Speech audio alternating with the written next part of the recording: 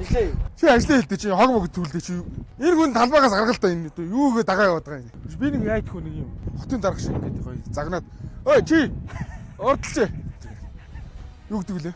За явгууны замын ажлын явж чинь. Энэ заа хэдэн метр вэ? 1.5 м. 1.5. Энэ зэн Зарц нь 2 м. 2 м.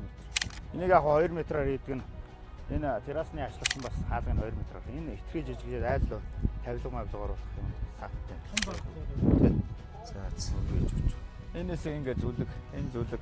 энэ ингээд тэр чигт асфальт тийм. Чи энэ хогоо тэр замаа ингээд айгуу гой царилэг болоод ирсэн тий. Тэр зэгцтэй болоод ирж байгаа. Битээ яасан. За манай сүүл чин таун хаусын суурь. Ерөөдөө тэгээд зүтгэлт яасан тэгээд. Энэ ямар гоё харагдаж байна.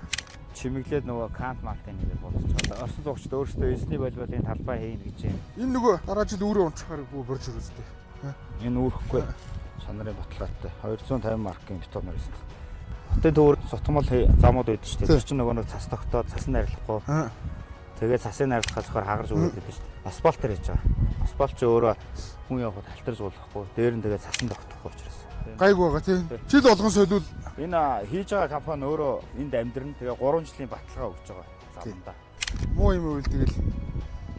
Тэгээ өөрөө таацсан шүү дээ тий.